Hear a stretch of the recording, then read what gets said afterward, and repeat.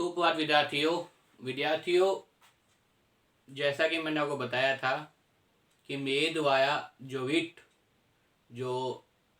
अध्यापक पात्रता परीक्षा है उसमें अगर जिन विद्यार्थियों ने विषय सेकंड मतलब जो भाषा सेकंड है, क्योंकि दो भाषाएं होती है विद्यार्थियों, उसमें भाषा फर्स्ट और भाषा सेकंड, तो जिन विद्यार्थियों ने भाषा सेकंड के रूप में हिंदी को लिया है उनके लिए मैं वीडियो बना रहा हूँ विद्यार्थियों।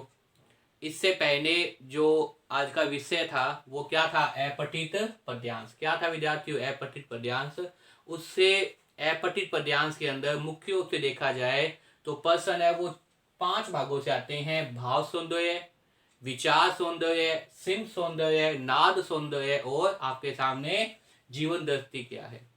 जो अपठित पद्यांश है उसमें से ये 5 प्रकार के प्रश्न मैंने देखा है पिछले पेपर में आए हुए विद्यार्थियों। इसमें 5 भागों के अंदर बहुत ही सरल तरीके के माध्यम से मैं समझा रहा हूँ आपको। मुझे उम्मीद है कि आप साथ साथ वीडियो देख रहे होंगे, अपने नोट्स प्रिपेयर कर होंगे विद्यार्थियों। देखिए विद्यार्थियों, जो मैं वीडियो बनाने के बाद में जब मैं अपने यूट्यूब चैनल जो मैं हिंदी का उसमें अपलोड कर देता हूँ, तो आप साथ साथ में क्या कीजिए, एक रजिस्टर लेके उसके अंदर नोट्स तैयार करते रहिए, ताकि पेपर के अंदर आपके पास जो है पढ़ने के लिए मटेरियल हो जाए, और बार बार जब आप मटेरियल को पढ़ेंगे तो आपको क्या हो जाएंगे, याद हो जाएंगे। तो साथ साथ में विद्यार्थियों, जो वीडियो आप देख रहे हैं उसके साथ साथ में एक प्रकार का रजिस्टर लगाकर उसमें आप नोट करने का प्रयास कीजिए। और कोई भी शब्द आपको नहीं समझ में आता, कोई भी समस्या है तो मुझे बताइए, ताकि मैं आपकी जो है समस्या समाधान कर सकूं। देखिए विद्यार्थियों, मैंने इससे पहले अपने चैनल जो हिंदी का है उसमें भाव सौंदर्य और विचार सौंदर्य संबंधी वीडियो अपलोड कर दी है, और मुझे उम्मीद है आपने उसे देखा होगा। आज हम बताएंगे आपको सिम सौंदर्य के संबंधित कि सिम सौंदर्य क्या होता है, उससे किस प्रकार के पर्सन या सिम सौंदर्य के अंदर क्या क्या चीजें होती है। विद्यार्थियों, अगर मेरे द्वारा बनाई हुई वीडियो आपको पसंद आए तो इसे लाइक कीजिए, शेयर कीजिए, कमेंट अवश्य कीजिए विद्यार्थियों। और एक चीज हो विद्यार्थियों, अगर आप मेरे साथ तैयारी करेंगे तो मुझे पूरी उम्मीद है कि आप जो भाषा सेकंड है हिंदी जिन विद्यार्थियों ने लिया है उनके 30 नंबर आ जाएंगे। और 30 नंबर बहुत ही महत्वपूर्ण होते हैं, क्योंकि साइकोलॉजी है, शिक्षा मनोविज्ञान, उसके बाद लैंग्वेज फर्स्ट आप जो भी रखते हैं, हिंदी पंजाबी या अंग्रेजी पंजाबी जो भी आप भाषा रख रहे हैं, साथ में जो भाषा सेकंड ग्रुप में अगर आप हिंदी को लेते हैं तो एक एक नंबर ही क्या है, ये जो ईट भर्ती है अध्यापक पात्रता परीक्षा उसमें महत्वपूर्ण है। तो विद्यार्थियों देखिए, और साथ साथ में नोट करते हैं ना, अपना जो है प्रिपेयर रजिस्टर तैयार कर लीजिए, ताकि पेपर से पहले आपको इधर उधर ना भागना पड़े, आपके पास अपने नोट्स हों, उन नोट्स को आप पढ़ें और साथ साथ में क्या अच्छा पेपर करके आए, यही मैं चाहता हूं। तो देखिए विद्यार्थियों, आज जो मैं लेके आया हूं आपके सामने वो है सिम सौंदर्य। देखिए सिम क्या होता है, सिम सौंदर्य। सबसे पहले देखिए सिम क्या होता है, तो मैंने आपको बताया था कि काव्य के हमेशा 2 पक्ष होते हैं। काव्य के हमेशा क्या होते हैं विद्यार्थियों, 2 पक्ष होते हैं। काव्य का मतलब यहाँ कविता से विद्यार्थियों, किससे विद्यार्थियों, कविता से है। तो काव्य के 2 पक्ष होते हैं, कौन कौन से, भाव पक्ष और कना पक्ष। भाव पक्ष का मतलब मैंने बताया था आपको, जो आपका जो भाव सौंदर्य है वो किससे संबंधित है, भाव पक्ष से। उसके बाद जो कना पक्ष है, कना पक्ष के अंदर क्या आता है भाई, आपका सिम सौंदर्य आता है। कना पक्ष में क्या आता है विद्यार्थियों, आपके सामने सिम सौंदर्य आता है, जिसके बारे में आप अध्ययन करेंगे कि वास्तव में सिम सौंदर्य क्या होता है। तो विद्यार्थियों, आपने देखा कि मैंने आपको बताया कि काव्य के क्या होते हैं, काव्य के आपके सामने 2 भाग होते हैं। और काव्य के जब 2 भाग होते हैं तो पहला भाग कौन सा होता है, भाव पक्ष। और भाव पक्ष के अंदर क्या हो गया भाई, भाव सौंदर्य। अब देखिए विद्यार्थियों, कना पक्ष में क्या होता है, सिम सौंदर्य आता है। अब प्रश्न ये उठता है कि वास्तव में सिम सौंदर्य क्या चीज होती है, और इससे किस प्रकार के प्रश्न को पूछना चाहता है आपसे ईट के अंदर अध्यापक पात्रता परीक्षा के अंदर। तो देखिए विद्यार्थियों, सिम सौंदर्य काव्य के कना पक्ष से संबंधित है। सबसे महत्वपूर्ण चीज तो क्या है, ये किससे संबंधित है, काव्य के कना पक्ष से क्या है, संबंधित है। किससे संबंधित है, काव्य के कना पक्ष से, जिसमें क्या चीज है, छंद, अलंकार और भाषा आदि को लिया जा सकता है। जिसमें क्या चीज है, आपके सामने छंद, हिंदी के अंदर जो है वो छंद होते हैं। जिन विद्यार्थियों ने कभी हिंदी साहित्य पढ़ा होगा उनको ध्यान होगा कि हिंदी में क्या होते हैं, छंद होते हैं। छंद का मतलब क्या है, यहाँ पे मात्राओं की गणना करना। छंद का मतलब क्या है, मात्राओं की गणना करना। और मात्राओं की गणना इस प्रकार से होती है विद्यार्थियों कि एक होता है लघु स्वर, एक होता है दीर्घ स्वर। हिंदी में एक होता है लघु स्वर, एक होता है दीर्घ स्वर। स्वर का मतलब तो पता होगा विद्यार्थियों, स्वर का मतलब होता है मात्राएं। स्वर का मतलब क्या होता है, अगर आपसे पूछा जाए स्वर का मतलब क्या होती है? मात्राएं। एक तो होता है आपके सामने लघु स्वर और एक होता है आपके सामने दीर्घ स्वर। देखिए, लघु स्वर और एक होता है आपके सामने दीर्घ स्वर। लघु स्वर का मतलब क्या होता है विद्यार्थियों? जो छोटी मात्राएं आप लगाते हैं। कौन सी मात्राएं भाई? छोटी मात्राएं आप लगाते हैं। तो इसके लिए आप किसका प्रयोग करते हैं? इस प्रकार से एक डंडे का प्रयोग करते हैं। जो छोटी मात्राएं होती है उसको क्या नहीं क्या प्रयोग करते हैं? एक डंडे का। और जो दीर्घ स्वर है, दीर्घ स्वर नाम से ही पता है, जैसे आपको क्या पता चल रहा है? दीर्घ। दीर्घ का मतलब क्या है? बड़ा। तो जो बड़ी मात्राएं होती है शब्दों के अंदर, जो बड़ी मात्राएं हैं उनके लिए आप क्या लगाते हैं? एस लगा देते हैं। जैसे आपने लिख दिया राम, जैसे ये शब्द आ गया हिंदी के अंदर राम, की पूछा गया आपसे कि राम शब्द में छंद के अनुसार से कितनी मात्राएं हैं, तो आप देखेंगे राम, राम में क्या है? आ मिला हुआ है। आ का मतलब यहाँ पे क्या है? दीर्घ स्वर मिला हुआ है। रे में क्या मिला हुआ है? आ मिला हुआ है। आ का मतलब यहाँ पे क्या है? दीर्घ स्वर। तो दीर्घ स्वर है मतलब आ, तो कौन कितनी मात्रा हो जाएगी? दो। तो आप सिंबल लगा देंगे ऊपर इस प्रकार से एस। ये सिंबल होता है, प्रतीक होता है, मैंने आपको बताया था। राम, मैं क्या है यहाँ पे? लघु स्वर। मैं में क्या मिला हुआ है? ए ही मिला हुआ है। ए का मतलब क्या है? लघु स्वर है। तो यहाँ पे क्या है? यहाँ पे क्या हो जाएगा अभी? लघु स्वर है तो एक लगा देंगे। टोटल मात्राएं अगर देखी जाए तो कितनी हो जाएगी? दो और एक तीन। इसको हमेशा क्या काउंट करते हैं? हम दो काउंट करते हैं। एस को क्या काउंट किया जाता है? दो काउंट किया जाता है, क्योंकि दीर्घ मात्राएं बड़ी मात्राएं। और इसको क्या काउंट किया जाता है? इसको हमेशा क्या क्या किया जाता है? जो टिम्बन लगाते हैं इसको हमेशा एक ही काउंट करते हैं। क्या काउंट करते हैं? एक। मतलब लघु मात्राएं जो होती है विद्यार्थियों, उसको हमेशा एक काउंट करते हैं, और जो दीर्घ मात्राएं होती है, जो बड़ी मात्राएं होती है, उनको क्या काउंट करते हैं? दो काउंट करते हैं। तो अगर ये प्रश्न आ जाए कि आम शब्द में कुल कितनी मात्राएं हैं, तो आम शब्द में छंद के हिसाब से कितनी मात्राएं हो जाएगी? टोटल तीन, क्योंकि ये दो है, दो एक कितने हो जाएंगे? तीन हो जाएंगे। तो इस प्रकार से हम जब मात्राएं काउंट करते हैं, मात्राओं के आधार पर हम देखते हैं कि पंक्ति में कौन सा छंद है, तो वो क्या कहलाता है आपके सामने? वो आपके सामने जो है वो छंद कहलाता है। वो क्या कहलाता है आपके सामने? छंद कहलाता है। उसके साथ साथ अलंकार। अलंकार का मतलब क्या होता है विद्यार्थियों? की काव्य में शोभा प्रदान करने वाले, काव्य में, काव्य को सजाने वाले एक कवि कविता लिख देता है, उस कविता हम क्यों पढ़ें, उस कविता हम क्यों अध्ययन करें? तो उसके लिए वो किसका प्रयोग करता है? अलंकारों का प्रयोग करता है। वास्तव में देखा जाए तो कविता को और अधिक रुचिकर बनाने के लिए, कविता में और अधिक आनंद पाने के लिए, कविता को लोग ज्यादा ज्यादा पढ़े, इसके लिए कवि किसका उपयोग करता है? अलंकारों का प्रयोग करता है। अलंकार भी कई प्रकार के होते हैं, तीन प्रकार के होते हैं मुख्य रूप से: शब्दालंकार, अर्थालंकार, उभयालंकार। अब अलंकार के अंदर भी क्या होता है विद्यार्थियों? अलंकार के अंदर भी उसमें कुछ ना कुछ गुण पैदा किए जाते हैं। जैसे यहाँ मात्राएं काउंट की जाती है छंद के अंदर, तो अलंकार में क्या है? कुछ शब्द या वर्णों की आवृत्ति हो जाती है। तो यहाँ क्योंकि आपको पता है कविता है, कविता मतलब क्या है? पद्यांश है। पद्यांश का मतलब क्या है? कविता का अर्थ जानना होता है। तो यहाँ वो किसका प्रयोग करेगा? अर्थालंकार का प्रयोग करेगा। किसका प्रयोग करेगा भाई? आपके सामने अर्थालंकार का प्रयोग करेगा। और जैसे अर्थालंकार के अंदर किसका प्रयोग करने का? उपमा अलंकार का प्रयोग करने का, रूपक अलंकार का प्रयोग करने का। ये सब क्या है? अर्थालंकार मतलब कविता की अर्थ से संबंधित है।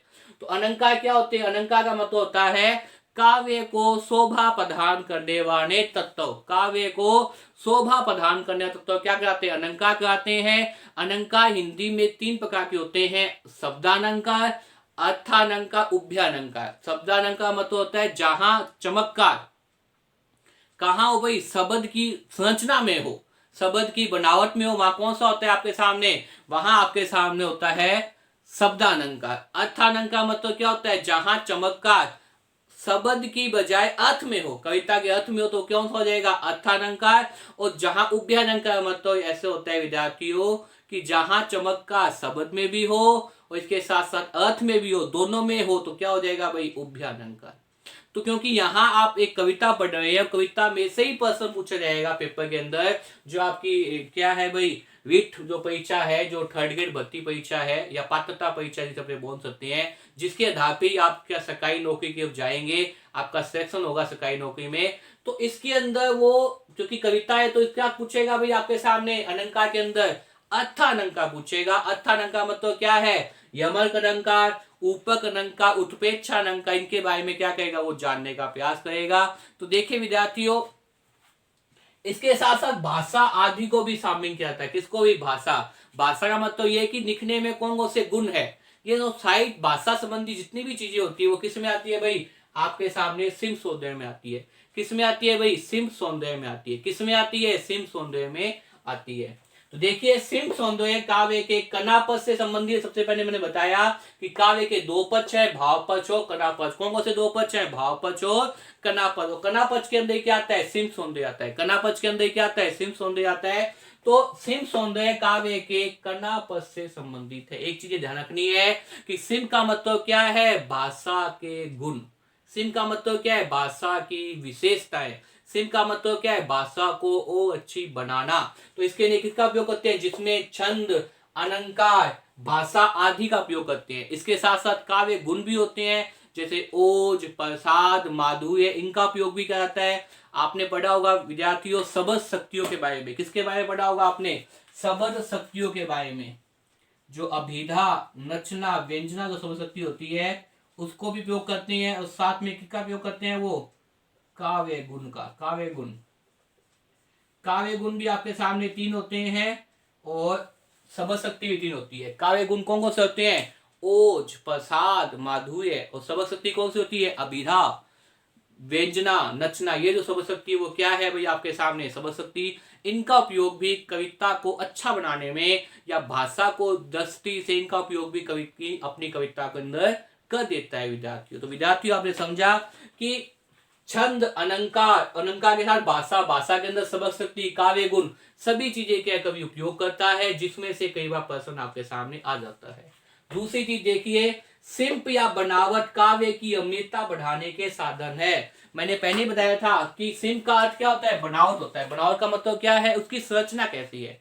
यहां हम कविता की संरचना के बारे में बात कर रहे हैं। कविता के अंदर संरचना का मतलब यह है कि अगर छंद है तो छंद में निश्चित रूप से क्या करेंगे? अपने मात्राएं काउंट करेंगे। और साथ साथ में तुकबंदी भी होती है। साथ साथ में क्या है भाई? जब मात्राएं काउंट करते हैं तो अपने आप ही क्या है? एक अनोखा स्वरूप कविता का हमारे सामने बन जाता है।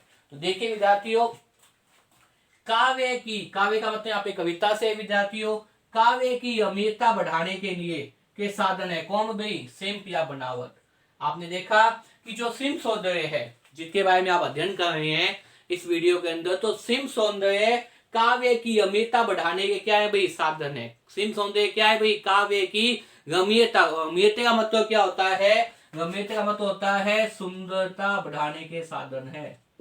सुंदरता बढ़ाने के क्या है भाई? साधन है। अगर आपसे पूछा जाए कि रम्यता मतलब क्या होता है? रम्यता का मतलब क्या है? सुंदरता, आकर्षक, कविता में आकर्षित करती है, कविता में जिज्ञासु बनाती है, कविता में पढ़ने के लिए प्रेरित करती है। वे सब चीजें कहाँ दिखाई देती है? शिल्प सौंदर्य के अंदर देखने को मिलती है। तो आपने देखा विद्यार्थियों, दूसरा जो बिंदु है वो है शिल्प या बनावट काव्य की अमृतता बढ़ाने के क्या है भाई? साधन। शिल्प या बनावट काव्य की रम्यता बढ़ाने के क्या है भाई? साधन है। इसके साथ साथ काव्य, काव्य का मतलब कविता में संवाद योजना या कथनों पर कथन में भी शिल्प सौंदर्य का विशेष महत्व है। काव्य का मतलब क्या है? कविता में संवाद योजना। कविता में संवाद योजना कैसी होती है? कविता में कथनों पर कथन कैसे होता है? उसका भी क्या है भाई? विशेष महत्व है। किसका भाई? काव्य में। अगर पूछा जाए कि काव्य, काव्य का मतलब कविता में शिल्प सौंदर्य क्यों महत्वपूर्ण स्थान रखता है, क्यों इतना उपयोगी है, तो आप तुरंत कहेंगे संवाद योजना या कह दीजिए कथनों पर कथन। एक ही बात है। संवाद योजना का मतलब यह है विद्यार्थियों कि जब दो या तीन पात्र आपस में, संवाद का मतलब कथनों के माध्यम से बात करते हैं। संवाद का मतलब क्या है? बातचीत। आपस में बातचीत करते हैं कविता में, तो वहां कौन सा होता है? वहां आपके सामने क्या होता है भाई? संवाद योजना होती है। जैसे केशव, हिंदी साहित्य में कवि है केशव दास, और केशव दास की रचना है रामचंद्रिका। कौन सी रचना है भाई? रामचंद्रिका। उसमें आप देखें तो रावण अंगद का संवाद है, कहीं राम और रावण का संवाद है, कहीं हनुमान और रावण का संवाद है। अगर आपने देखा हो रामचरितमानस के बारे में, जो किसने लिखी थी भाई आपके सामने, जो है वो हिंदी साहित्य के भक्ति काव्य के महत्वपूर्ण कवि कौन थे भाई? तुलसीदास ने लिखी थी। किसने लिखी थी भाई? तुलसीदास ने। वहां भी आपको कहीं ना कहीं संवाद योजना देखने को मिल जाती है। जब कविता के अंदर दो व्यक्ति या दो या तीन व्यक्ति आपस में बातचीत करते हैं, किसके माध्यम से? कथन के माध्यम से। कथन का मतलब क्या होता है विद्यार्थियों, जैसे मैं पढ़ा रहा हूँ, मैंने पूछा आपको समझ में आ गया, आपने उत्तर दिया आ गया, मैंने फिर पूछा आ गया, आपने कहा आ गया, या किसी बच्चे ने कहा हमें ये पॉइंट नहीं आया, हमें ये बिंदु समझ में आया, सही से दोबारा पढ़ा दो, तो मैं उस बिंदु को दोबारा समझा दिया, जैसे कनापक्ष है उसको दोबारा बता दिया। फिर मैंने पूछा आ गया, फिर उसने कहा नहीं सर सिम सौंदर्य क्या, ये समझ में नहीं आया, तो मैंने उसे बता दिया सिम सौंदर्य के बारे में। इस प्रकार से यहाँ पे एक टीचर और स्टूडेंट के बीच में क्या चल रही है, संवाद चल रही है।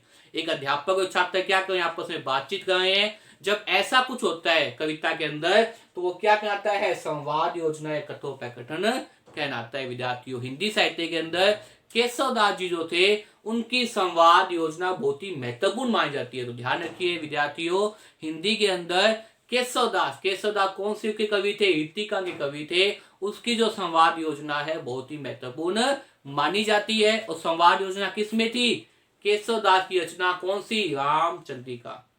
कहते हैं विद्यार्थियों केशव दास ने रामचंद्रिका का एक रात में क्या कर दिया था, सर्जन कर दिया था, मतलब एक रात के अंदर उसका निर्माण कर दिया था, उसको लिख दिया था केशव दास ने।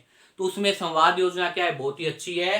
तो काव्य में, काव्य का मतलब यहाँ पे क्या है, कविता में संवाद योजना कथनोपकथन में भी क्या दिखाई देता है, हमें सिम सौंदर्य देखने को मिलता है। क्या देखने को मिलता है, सिम सौंदर्य देखने को मिलता है। पेपर के अंदर वो कई बार सिम सौंदर्य संबंधित प्रश्न डाल देता है, जो मैं आगे जब ये खत्म हो जाएंगे आपके सारे पांचों, तो मैं एक पैराग्राफ लेके आऊंगा, आपको अपठित जो कविता है वो लेके आऊंगा, यहाँ पे आपको एक एक प्रश्न कराऊंगा विद्यार्थियों।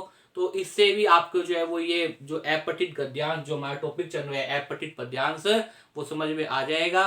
तो देखिए विद्यार्थियों आज की जो वीडियो में आपने देखा कि वास्तव में सिम सौंदर्य क्या होता है। अब सिम सौंदर्य के अंदर प्रश्न कैसे आएंगे, प्रश्न के अंदर वो छंद के बारे में पूछ सकता है आपसे, प्रश्न के अंदर वो अलंकार के बारे में पूछ सकते हैं आपसे, प्रश्न के अंदर वो आपके शब्द शक्ति पूछ सकते हैं आपसे, प्रश्न के अंदर वो आपसे काव्य गुण पूछ सकता है विद्यार्थियों की वास्तव में काव्य गुण क्या है।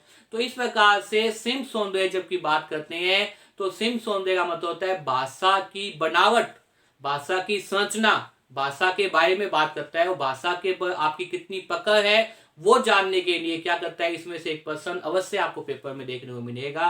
तो मुझे उम्मीद है विद्यार्थियों कि इस वीडियो को देखने के बाद में आपको सिम सौंदर्य समझ में आ गया होगा। विद्यार्थियों बार बार इस वीडियो को देखिए और याद करने का प्रयास कीजिए क्या है भाई आपके सामने सिम सौंदर्य। और एक बात वो विद्यार्थियों पुनः कहूंगा, आप हिंदी का एक रजिस्टर लगा लीजिए और साथ साथ में टॉपिक वाइज टॉपिक उसमें नोट कीजिए, ताकि आपके बाद क्या हो, अंततः है पढ़ने के लिए मटेरियल हो, अच्छा मटेरियल हो जिसमें से प्रश्न आने ही है।